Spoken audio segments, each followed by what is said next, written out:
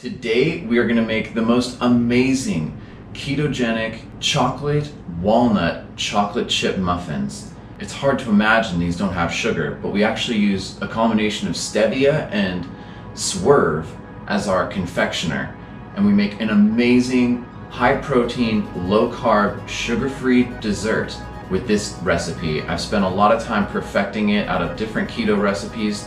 I think you're gonna love it. This is my ultimate healthy dessert. Here's your ingredients list for the grocery store.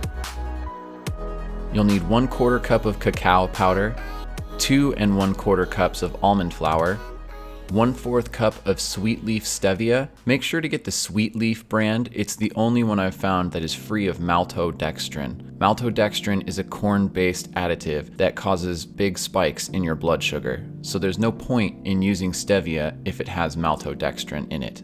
You'll also need 1/4 cup of Swerve sweetener, which is erythritol, 1 teaspoon of baking soda, 1/4 teaspoon of sea salt, 3 to 4 large eggs, 8 ounces or 1 cup of fat-free Greek yogurt, 2 teaspoons of vanilla extract, 1/3 cup of Lily's Stevia chocolate chips, and 1/3 cup of organic walnuts.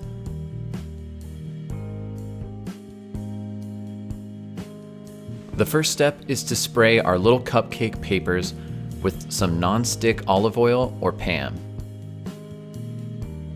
Get 2 separate mixing bowls, one for dry and one for wet. And let's add our 1/4 cup of cacao powder for a chocolate taste.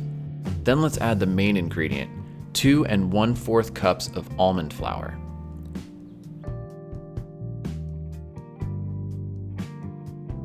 Next, our teaspoon of baking soda will help the dough rise in the oven later. You can measure out 1/4 teaspoon of sea salt, but I usually just give it a couple grinds. Next, our sweeteners, 1/4 cup of stevia and 1/4 cup of Swerve.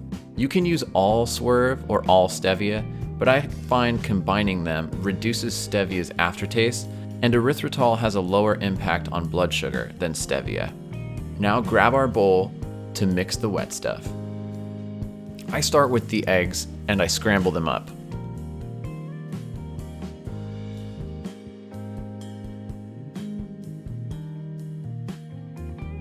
Then 2 teaspoons of organic vanilla extract.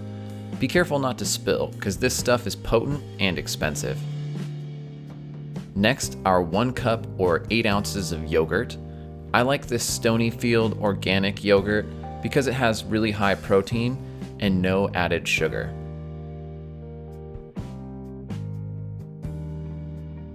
Once we have all the ingredients in 2 separate bowls, it's time to mix the wet bowl.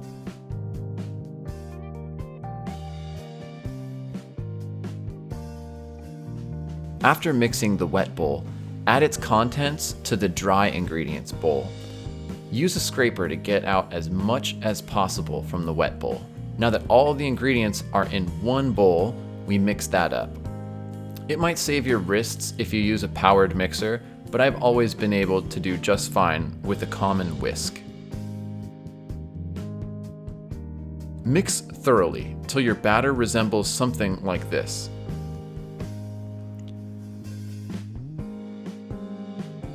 Lastly, we add the final chunky ingredients. 1/3 cup of Lily's semi-sweet chocolate chips. You can find these on Amazon because they're not always in the store. And then mix in 1/3 cup of walnuts, but crush them up first. I usually just smash them up in a napkin. Set aside a few nice looking whole walnuts, which we will put on top of the muffins for a little extra crunch and to make them pretty.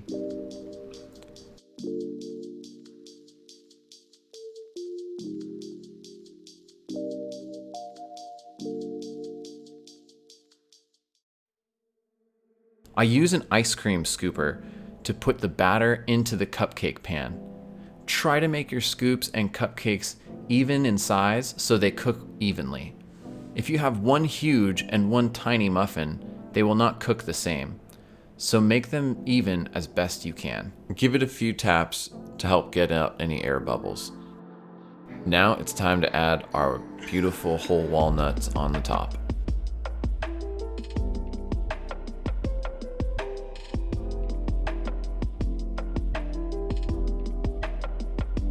Set the loaded pans into the oven in the center on a middle shelf at 400 degrees.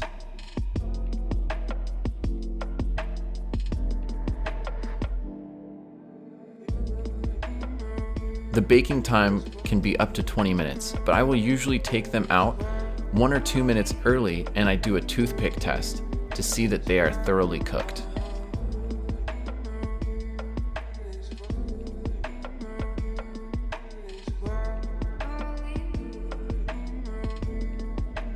Just stab with a toothpick, and if the toothpick comes out clean, you know they're done. After a few moments, I usually remove them from the cupcake pan so they don't keep cooking on the pan's heat. Let these beauties cool, and they are ready for consumption. For storing a week or longer, I suggest refrigerating them in an airtight container. Lastly, I personally make my muffins extra delicious by topping them with a thin layer of butter and some Ceylon cinnamon. I heat them up slightly to make them always warm and melt the butter. Then I sprinkle a few crackles of sea salt because chocolate and sea salt are an amazing combination. If you enjoyed this video, please help me out by smashing the like button. Feel free to subscribe. I make videos all the time. Go ahead, leave a comment. Tell me what you think. Thank you so much for watching. Good luck out there. I'll see you next time. And just have a great day.